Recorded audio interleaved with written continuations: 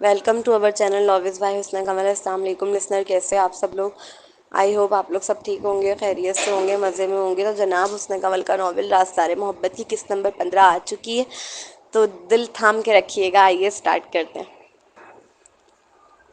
वो सीढ़ियों से उतर रही थी, मगर जहन अभी तक साइमा बेगम के जवाब में ही उलझा हुआ था। हारिस को तलाश करने की कोशिश मत करो जोया, वो माजी है, उसे भूल जाओ। तुम्हें शायद अभी अंदाज़ा नहीं है हारिस मलिक की पावर का। अगर तुम नेट पे भी सर्च करोगी ना हारिस के मुतालिक, तो भी तुम्हें कुछ नहीं मिलेगा। ज़्यादातर लोगों का मानना यही है कि वो मर चुका है, जबकि कुछ कहते हैं कि वो छुपा हुआ है। अभी वो अपनी सोचों में मगन थी कि सामने से किसी से टकराव हुआ। सॉरी। इस लड़की का पर्स और जोया का पर्स एक साथ नीचे गिरा। जोया ने फ़ौरन ही उसका पर्स उठाकर उसके हाथ में दिया, साथ माजरत भी की। लेकिन जब इस एक्ट्रेस ने जोया का पर्स उठाया तो बगैर शुक्रिया या माजरत के उसे घूरती हुई पर्स हाथ में थमाकर वहाँ से चली गई। कितनी रूड पर्सनैलिटी है इस लड़की की, और फिल्मों में कितने अच्छे रोल करती है। जोया ने मुंह बसोड़ते हुए कहा और आगे बढ़ी। वो लड़की और एक एक्ट्रेस है, इसके अलावा जोया उसके मुतालिक कुछ भी नहीं जानती थी। जोया की नज़रें पूरे हॉल कमरे में अपने शौहर आरिस को तलाश कर रही थी। जब वो लड़की दोबारा उसके पास आई, इस बार वो बहुत गुस्सा दिखाई दे रही थी। तुम चोर कहीं की, तुमने मेरा ब्रेसलेट चुरा लिया। जोया के रूबरू आकर चीखी तो सभी उनकी जानिब मतवजा हुए। कौन सा ब्रेसलेट? जोया फौरन ही उलझ कर पूछ उठी। उसने तो कोई ब्रेसलेट नहीं देखा था। मेरा ब्रेसलेट, वो ग्रीन कलर के नगों वाला, मुझे अच्छे से पता है जोया, वो तुम्हारे ही पास है। तुमने ही चुराया है उसे। हयात इतनी ज़ोर ज़ोर से चीख कर बोल रही थी कि कोई बहरा भी सुन ले। यकीनन वो दानिस्ता तौर पर लोगों की तवज्जो मबजूल कर रही थी और ख्वामा खा का तमाशा लगा रही थी ताकि जोया को जलील कर सके। डियर, तुम्हें ज़रूर कोई गलत फहमी हुई होगी। जोया क्यों तुम्हारा ब्रेसलेट लेने लगी? अच्छे से ढूंढो, यहीं कहीं गिरा होगा। क्योंकि पार्टी साइमा चौधरी की थी, इसलिए वो फ़ौरन ही आगे आकर इन दोनों के बीच सुलह कराने की कोशिश करने लगी। मुझे अच्छे से पता है आंटी, इसी ने चुराया है मेरा ब्रेसलेट। इसकी शुरू से ही नज़र थी उस पर, भाई ने जो दिया था मुझे। हयात कहते ही अब लोग जोया को ऐसे देखने लगे थे जैसे वाकई उसने चुराया हो, जबकि जोया बेचारी समझने से कासिर थी कि आखिर वो इस लड़की के भाई का दिया हुआ ब्रेसलेट क्यों चुराने लगी। देखें मिस, आप खामखा मुझ पर इल्ज़ाम लगा रही हैं, वो भी बेबुनियाद, बगैर किसी सबूत के। जोया खासा एम्बेरस फील कर रही थी लोगों की नज़रों से भरी महफिल में उसे चोर कहा जा रहा था, वो भी एक मामूली से ब्रेसलेट के लिए। जोया, ड्रामा बंद करो। सब जानते हैं तुम मेरे भाई के पीछे कितनी पागल थी और तुम्हें हर वो चीज़ चाहिए होती है जो मुझे पसंद आती थी। लेकिन वो मेरे भाई का दिया हुआ आखिरी तोहफा है, वो मेरे लिए बहुत ख़ास है। वो मत दो मुझसे। हयात अपनी आंखों में मगरमच्छ के आंसू भर लाई थी। आरिज़ और जोया के तलाक की खबरें इतनी आम थी कि कोई भी जोया को आरिज़ की बीवी की हैसियत से नहीं देख रहा था। पार्टी में यही वजह थी कि हयात के लिए बहुत आसान था तमाशा क्रिएट करना और उसे सबके सामने जलील करना। वो भरी महफिल में उसे चोर बना चुकी थी। हयात जोया की शादी हो चुकी है और वो आरिज़ मलिक के साथ बहुत खुश है। उसे ज़रूरत नहीं है तुम्हारे भाई की चीज़ों की। इसलिए प्लीज़, वो अदन था जो उसके लिए लड़ने आगे आया था। अपने अल्फाज मानो उसे भी बहुत खोखले लगे थे, लेकिन लोगों के सामने भरम रखने के लिए उसे तो ये कहना ही था। दुनिया जानती है इस लालची औरत का लालच कभी ख़त्म नहीं होगा। पहले इसने मेरे भाई को तबाह किया और अब आरिज़ को तबाह करने चल पड़ी है। ये तो है ही मनूस सदा की, पैदा होते ही माँ बाप खा गई। मेरे भाई से मंगनी हुई तो वो बेचारा तबाह हो गया, अभी अपनी नहुसत से आरिज़ मलिक को भी तबाह कर देगी। हयात की बातें सुन अब जोया को कुछ कुछ समझ आने लगा था। वो हयात थी, हारिस की छोटी बहन, और जिस तरह वो सीन क्रिएट कर रही थी, जोया अंदाज़ा लगा सकती थी कि उसके टर्म्स उसके साथ अच्छे नहीं थे माजी में। थोड़ी देर पहले तो सारा सीन आप सिर्फ अपने भाई के दिए ब्रेसलेट के लिए क्रिएट कर रही थी, और अब अचानक आपको मेरे शौहर से हमदर्दी होने लगी है। कहीं कहीं पर निगाहें, कहीं पर निशाना लगा रही हैं आप तो। फिलहाल मोहतरमा, मेरे पास आपका ब्रेसलेट नहीं है। Now please excuse me. Zoya ने एक एक लफ्ज़ चबा चबा कर जताते हुए अदा किया, फिर नाक से मक्खी उड़ाने वाले अंदाज में अपने बालों में उंगलियां डालकर उन्हें पीछे की जानिब ले जाते एक अदा से सीधे कंधे पर डालती वो मुड़कर जाने लगी। जोया, मुझे अच्छे से पता है ब्रेसलेट तुम्हारे पास ही है। अगर ऐसा नहीं है तो मुझे यकीन है अपने पर्स की तलाशी देते हुए तुम्हें कोई मसला नहीं होगा। उसके कहते ही जोया के कदम अपनी जगह मुंजमद हुए। वो चोर नहीं थी, फिर वो इतने सारे लोगों के सामने तलाशी देकर खुद को शर्मिंदा क्यों करे? उसका खून खौल गया था। मैं कोई तलाशी नहीं देने वाली। जोया अगले ही पल शेरनी की तरह धाड़ी थी। तलाशी तो तुम्हें देनी पड़ेगी जोया। वो ब्रेसलेट मेरे भाई का दिया हुआ है, मैं वो तुम्हें नहीं ले जाने दूंगी, किसी भी सूरत नहीं। इतना कहते वो खुद जोया की जानिब तेजी से चलकर आई और उसके हाथ से पर्स छीनकर उसकी जिप तेजी से खोलने लगी। मेरा पर्स वापस दो। जोया फौरन ही एहतजाजी अंदाज में चीखते हुए उससे अपना पर्स छीनने की कोशिश करने लगी। इस लड़ाई में सारा सामान पर्स की जिप खुली होने के सबब नीचे गिरने लगा। इस लड़ाई में सारा सामान पर्स की जिप खुली होने की सबब नीचे गिरने लगा। जोया खासा शर्मिंदगी महसूस कर रही थी। लोगों के सामने यूँ तमाशा बनते वो देख सकती थी लोग कैसे उसका मजाक उड़ा रहे हैं, उसकी हालत पर हंस रहे हैं। पूरी महफिल में वो एक चोर की निगाह से देखी जा रही थी। کیا ہو رہا ہے یہاں؟ ابھی لڑائی جاری تھی کہ ایک روبدار آواز پورے ہال کمرے میں گونجی۔ حیات فوراً ہی عارض کی جانب بڑھی۔ مسٹر عارض دیکھیں، زویا نے میرا بریسلیٹ چرا لیا ہے۔ کچھ دیر پہلے یہ جان بوجھ کر مجھ سے ٹکرائی تھی، اس نے میرے بھائی کا دیا بریسلیٹ چرا لیا۔ تب حیات کا بس نہیں چل رہا تھا کہ عارض کا ہاتھ پکڑ کر روئے تاکہ اس کا دل اپنی جانب مبذول کر سکے۔ حیات دانستہ طور پر عارض کے دل میں یہ بات ڈال رہی تھی کہ زویا ابھی بھی حارث پہ مرتی ہے۔ یہ جھوٹ بول رہی ہے عارض، میں نے کوئی بریسلیٹ نہیں چرایا۔ زویا فوراً ہی رد میں چیخی، اگر ایسا ہے تو دے دو تلاشی۔ حیات دو بدو بولی۔ زویا نے عارض کی جانب دیکھا، مقابل کی نگاہوں میں سرد مہری کے سوا کچھ نہ تھا، اور اسے یاد آیا کہ وہ عارض کی نظر میں کون ہے۔ وہ حارث کی منگیتر ہے، حارث کی محبت، اس شخص کی محبت جس نے حارث کے ماں باپ کا قتل کیا، جو حارث کا جانی دشمن ہے۔ ایسے میں حارث کیوں اس کی مدد کرنے لگا؟ اور اس خیال کے آتے ہی اس نے احتجاج روک دیا۔ اگر زویا تمہیں وہ بریسلیٹ اتنا پسند ہے تو مجھے ایسے ہی بول دو، میں آرڈر پر دوسرا بنوا دوں گی تمہارے لیے، مگر یہ نہیں پلیز۔ یہ میرے بھائی نے دیا ہے، یہ اس کی آخری نشانی ہے میرے پاس۔ میں جانتی ہوں تم ابھی بھی حارث بھائی کے لیے فیلنگز رکھتی ہو، مگر اس کا مطلب یہ نہیں کہ تم ابھی۔ حیات سب کے سامنے رندی آواز میں بول ہی رہی تھی کہ عارض کی بھاری اور روبدار آواز پورے ہال کمرے میں گونجی۔ پرس دو مجھے اپنا۔ زویا نے اس سنگ دل کی بات سنتے ہی پرس پر اپنی پکڑ ڈھیلی کر دی۔ وہ اب نیچے گرا تھا، جسے فوراً ہی حیات نے اٹھا کر عارض کے آگے کیا۔ وہ چاہتا تو ایک بار بولتا کہ اس کی بیوی چور نہیں، اور پھر کسی کی مجال نہ تھی کچھ کہنے کی، مگر اس ہرجائی نے نہ کہا، الٹا سب کے سامنے اس کی تلاشی دلوانے لگا۔ جی جی پلیز مسٹر عارض ملک، مجھے میرا بریسلیٹ دلائیں۔ حیات کی آنکھوں میں یہ جملے ادا کرتے وقت چمک ابھری تھی، ڈیولش چمک۔ مقابل نے اس کے ہاتھ سے پرس لیا اور سب کے سامنے اسے کھنگالنا شروع کیا، اس میں سے سارا سامان نیچے گرانے لگا۔ زویا کے نزدیک وہ سامان نہیں تھا جو بکھر رہا تھا نیچے زمین پر، وہ اس کی عزت نفس تھی جو کانچ کی کرچیوں کی طرح بکھرے جا رہی تھی۔ لاسٹ والی میں چیک کریں، مجھے یقین ہے اسی میں۔ حیات پینک ہونے لگی تھی یہ دیکھ کہ زویا کا پرس خالی ہو چکا ہے، مگر بریسلیٹ نہیں برآمد ہوا، جبکہ اس نے خود اپنے ہاتھوں سے بریسلیٹ اس کے پرس میں ڈالا تھا۔ تم تو اتنے یقین سے کہہ رہی ہو جیسے خود تم نے ڈالا ہے اس میں۔ عدن اس کے یقین بھرے لہجے پر ٹوکے بغیر نہ رہ سکا۔ اس کی بات سنتے ہی حیات بھوکلا گئی، مگر اس کا آخری شک بھی دور کرنے کے لیے عارض نے سب کے سامنے زپ کھولی لاسٹ والی اور اس میں ہاتھ ڈالا۔ حیات کی آنکھیں پر امید تھی کہ اب ضرور اس کے ہاتھ سے بریسلیٹ لگے گا، اور بدلے میں وہ نہ صرف زویا کو سب کے سامنے ذلیل کر سکے گی، بلکہ عارض کو بھی اس سے بزدل کر دے گی۔ کچھ نہیں ہے اس میں۔ بس عارض کا کہنا تھا کہ حیات کے چہرے کے رنگ اڑے، اور یہ کہتے ہی عارض فوراً ہی نیچے بیٹھ گیا تھا۔ ہال میں موجود ہر شخص کی آنکھ حیرت سے پھٹنے کو تھی جب عارض ملک خود نیچے بیٹھ کر وہ سارا سامان جو فرش پر بکھرا پڑا تھا چن کر اپنی بیوی کے پرس میں ڈالنے لگا۔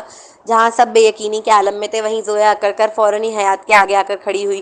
زویا کی سرمئی آنکھوں سے آگ نکل رہی تھی۔ عدن بھی فوراً نیچے بیٹھا اور عارض کی ساز سامان سمیٹنے میں مدد کرنے لگا۔ مانا زویا کو بہت غصہ تھا عارض پر، مگر اس لمحے وہ غصے میں اپنا کام خراب نہیں کرنا چاہتی تھی، اس لیے عارض کے کھڑے ہوتے ہی وہ اس کے پاس آ گئی۔ عارض، تم نے دیکھ لیا نا کیسے یہ سب مجھے مل کر ذلیل کر رہے تھے؟ تمہاری بیوی کو دیکھو، کتنی آسانی سے مجھے چور قرار دے دیا ان لوگوں نے، جبکہ میرے پاس بریسلیٹ نہیں تھا، اور میں بار بار بتا رہی تھی آج تمہارے ہوتے ہوئے تمہاری بیوی کی کوئی عزت نہیں کر رہا۔ تو خود سوچو تمہارے پیچھے میرا کیا ہوگا؟ میں تمہاری بیوی ہوں عارض، تمہاری عزت۔ تمہیں نہیں لگتا تمہیں میرے لیے اسٹینڈ لینے کی ضرورت ہے؟ اس کا بڑا اور سخت ہاتھ سب کے سامنے اپنے دونوں نرم اور چھوٹے ہاتھوں میں لے کر وہ بالکل اسی طرح شکایت کر رہی تھی جیسے کوئی بچہ اپنی ماں سے کرتا ہے۔ کیا سزا دینا چاہتی ہو تم؟ مقابل نے فقط اتنا سوال کیا۔ میں چاہتی ہوں سب مجھ سے معافی مانگے، اس ہال میں موجود ہر ایک شخص۔ زویا کی بات سن سبھی ہکا بکا ہوئے، حتیٰ کہ عارض بھی، کہ وہ ہر ایک شخص سے چاہتی تھی کہ وہ اس سے معافی مانگے۔ سب؟ اس نے دوبارہ تصدیق چاہی۔ ہاں سب، کیونکہ یہ سب شامل ہے مجھے ذلیل کرنے میں۔ یہ سب انتظار کر رہے تھے کہ کب میرے پرس سے بریسلیٹ نکلے اور کب یہ مجھے مکمل طور پر ذلیل کر سکے اور میرا مذاق اڑا سکے۔ ٹھیک ہے، اگر میری بیوی یہی چاہتی ہے تو یہی صحیح۔ اور فقط عارض کے اعلانیہ کہتے ہی ہو کا عالم چھا گیا۔ سب جانتے تھے عارض ملک کی پاور کو، کس میں ہمت تھی کہ اس کے خلاف جا سکے؟ برازیل میں رہتے ہوئے عارض ملک کے خلاف جانا یقیناً موت کو دعوت تھی۔ ہر شخص خود آگے آ کر اب زویا سے معافی مانگ رہا تھا، جن میں حیات بھی شامل تھی۔ اگلا سین۔ تمہیں شکریہ ادا کرنا چاہیے میرا۔ گھر واپسی کے دوران وہ خاموشی سے بیٹھی کھڑکی سے باہر کی جانب دیکھ رہی تھی، جب مقابل نے اس کے کان کی لو کے پاس منہ لا کر آہستگی سے سرگوشی کی۔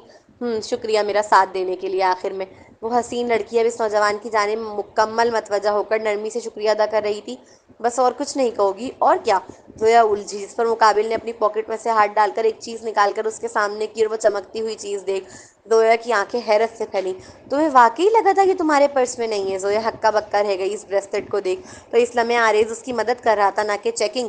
یقین کرو عارض، مجھے نہیں پتا یہ میرے پرس میں کیسے آئی۔ زویا پینک ہوئی تھی۔ یہ کوئی عام بریسلیٹ نہیں تھی، بقول حیات کے یہ حارث کی دی ہوئی بریسلیٹ تھی، یعنی عارض کی جانی دشمن کی، اور وہ سمجھ سکتی تھی اس بریسلیٹ کا چرانا کس قدر خطرناک معائنے کو اخذ کرا سکتا ہے عارض کو۔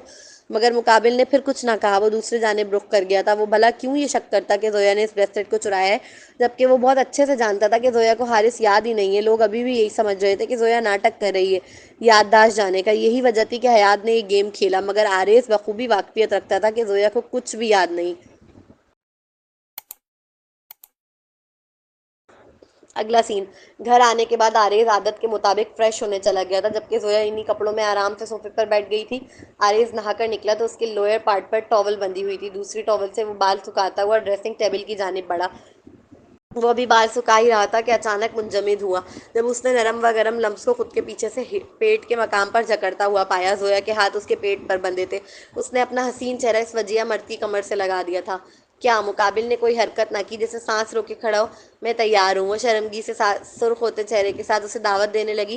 آج پارٹی میں جو کچھ ہوا، اس کے بعد ایک بات تو اچھے سے سمجھ آ گئی تھی اسے کہ اگر وہ آرز کو اپنا آپ نہیں پیش کرے گی اور اپنے رشتے کو مضبوط نہیں بنائے گی تو باہر بہت سی لڑکیاں موجود ہیں آرز کا دل لبھانے کے لیے، اسے اپنی جانب راغب کرنے کے لیے۔ وہ اپنا سائبان تھام کر رکھنا چاہتی تھی، اس لیے ہمت کر رہی تھی رشتہ آگے بڑھانے کی۔ ویسے بھی کون سا مرد ایسی عورت کے ساتھ رہنا چاہے گا جو اس کی جسمانی ضرورت بھی پوری نہ کر سکے اور بس اس کے جملوں کا کانوں میں پڑنا تک ہے۔ اگلے ہی لمحے آرز نے اس کے ہاتھوں کے اثار سے خود کو آزاد کیا اور اسے بیڈ پر لے کر اپنے ساتھ گرا۔ برق کی پھرتی اور اچانک حملے پر زویا کا اوپر کا سانس اوپر اور نیچے کا نیچے رہ گیا تھا۔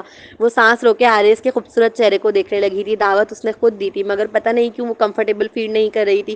نہ جانے کتنی بار وہ خود کو سمجھا چکی تھی کہ مقابل شوہر ہے، اس کا حق ہے اس کا، مگر نہ جانے کہ اس کے قریب آتے ہی باڈی لینگویج خود ہی بدل گئی۔ وہ جیسے ہی جھکا، زویا فوراً ہی اپنا منہ پھیر گئی اور آرز کی کس بیڈ کے سفید چادر پر لینڈ ہوئی۔ مقابل نے آنکھیں زور سے میچی، یقیناً ڈھیروں غصہ اپنے اندر ضبط کیا تھا اس نوجوان نے۔ سوری، اب نہیں ہوگا، تم کرو، میں تیار ہوں۔ زویا فوراً ہی گھبرا کر گویا ہوئی، ساتھ ہی اس نے بیڈ کی چادر کو اپنے دونوں ہاتھوں کی مٹھیوں میں مضبوطی سے بھینچ لیا۔ زویا، ہم میاں بیوی ہیں، وہ خاصا جتاتے ہوئے بول رہا تھا، جیسے اسے یاد دلا رہا ہو کہ کچھ غلط نہیں کر رہے وہ دونوں۔ اس کی گرے آنکھیں زویا کو خفا ہوتی محسوس ہوئی۔ کسی بھی مرد کی ہوں گی اگر کوئی عورت اسے خود سے سامنے سے دعوت دے اور پھر پیچھے ہٹ جائے، یقیناً وہ ایسا ہی محسوس کر سکے گا جیسے اس کے ارمانوں کے ساتھ کھیل رہی ہو وہ عورت، وہ بھی دانستہ طور پر۔ زویا نے آہستگی سے آنکھیں بند کی اور خود کو ریلیکس کرنے کی کوشش کرنے لگی۔ مقابل پھر اس پر جھکا، مگر زویا کی باڈی پھر ریئیکٹ کر گئی۔ پھر اس کے ہونٹ سفید چادر سے مس ہوئے۔ وہ جس طرح خود کو اکڑائے ہوئے تھی، کوئی بھی دیکھ کے بتا سکتا تھا کہ وہ خود کو فورس کر رہی ہے۔ اس معاملے میں دل نہیں ہے اس کا۔ دوسری بار اس کی جانب سے ریجیکشن پر آرز فوراً ہی سیدھا ہو کر کھڑا ہو گیا۔ جب دل نہیں ہے تو فورس کیوں کر رہی ہو خود کو؟ ایسی بات نہیں ہے۔ وہ فوراً ہی اٹھ کر پریشان ہوتے ہوئے بولی، زویا، میں کوئی جانور نہیں ہوں جو اپنی بیوی کے ساتھ زبردستی کروں۔ جب تمہارا دل ہو تب آنا۔ اب آخری جملہ اس نے دانت پیستے ہوئے جب ادا کیا تو زویا محسوس کر سکتی تھی کہ وہ ڈھیروں غصہ اپنے اندر ضبط کر رہا ہے۔ وہ پریشان ہو گئی تھی بہت زیادہ۔ سامنے کھڑا نوجوان اس کے حسین چہرے پر چھائی پریشانی بغور پڑ رہا تھا، اور اس لمحے اس لڑکی کا شدید پریشان ہوتا چہرہ دیکھ اس کے غصے بھرے اعصاب آہستہ آہستہ ڈھیلے پڑنے لگے۔ وہ نازک سی جان رونے کے در پہ تھی، اس کی نظریں جھکی ہوئی تھی۔ مقابل کچھ لمحے بس یوں ہی اسے بغور تکتا رہا اور پھر آہستگی سے اس کی تھوڑی پکڑ کر اس کا پر رونق و حسین چہرہ اونچا کیا۔ وہ خود بھی نہیں جانتی ہوگی شاید کہ کتنی حسین لگ رہی تھی۔ وہ اس ڈارک نیلے رنگ کی میکسی میں قیامت سی قیامت تھی۔ وہ بس اس نادان کو ہی خود خبر نہ تھی کیا ہوا۔ خاصا انجان لہجے میں استفسار کیا، اب تم مجھ سے پھر ناراض ہو جاؤ گے؟ ہائے، قربان جانے کا دل کیا اس کی سادگی پر، جو چوٹ بھی دے رہی تھی مگر ساتھ مرہم بھی لگا رہی تھی۔ اب کوئی ایسے اپنی جان ہلکان کرے تو مقابل اپنا غصہ کہاں سے دکھائے؟ وہ کچھ کہے بغیر اپنے کپڑے چینج کرنے چلا گیا، ساتھ ہی واپس آ کر بیڈ پر لیٹا۔ وہ ابھی بھی بیڈ کے کونے پر پاؤں نیچے لٹکا کر افسردہ سی بیٹھی نظر آ رہی تھی۔ مقابل نے اس کا ہاتھ پکڑ کر اگلے ہی پل اپنی جانب کھینچا۔ وہ اچانک حملے پر اس کے سینے سے آ لگی تھی۔ چلو سوتے ہیں، اتنا کہہ کر اس کے نازک سراپے کو اپنی دونوں باہوں کے حصار میں جکڑ گیا تھا۔ ہم پہلی بار سو رہے ہیں نا اس طرح؟ زویا محسوس کر سکتی تھی اس کی باہوں کے حصار میں سونا ایک بالکل نیا احساس تھا اس کے لیے۔ اس کے جسم کے جو سینس تھے وہ اسے الرٹ کر رہے تھے کہ وہ اس طرح آرز کے ساتھ سونے کی عادی نہیں ہے۔ یہ جو ہو رہا ہے یہ پہلی بار ہے۔ ہاں، مقابل نے آہستگی سے تصدیق کی۔ ذہن میں آیا کہ یہ سوال پوچھے کہ پہلے کبھی اس طرح کیوں نہیں سوئے؟ وہ تو 3 سال سے میاں بیوی ہیں، لیکن پھر یہ سوچ کے جھٹک دیا کہ کہیں کوئی پرانی تلخ یاد نہ جڑی ہو اس سے جو اسے افسردہ کر دے اور وہ دور ہو جائے۔ میں نے کپڑے چینج نہیں کیے ابھی تک، وہ کمزور سا احتجاج کر رہی تھی۔ صبح کر لینا، ابھی ایسے ہی رہو بس۔ اس کے کان کی لو سے اپنے ہونٹ مس کر وہ بھرائی آواز میں گویا ہوا۔ زویا کو لگا تھا اسے نیند نہیں آئے گی، مگر اس کی توقع کے بالکل برعکس وہ تو کچھ لمحوں بعد ہی سو گئی تھی، وہ بھی اتنی گہری نیند کہ اسے خبر ہی نہ ہوئی کہ مقابل اس کی زلفوں سے کھیل رہے۔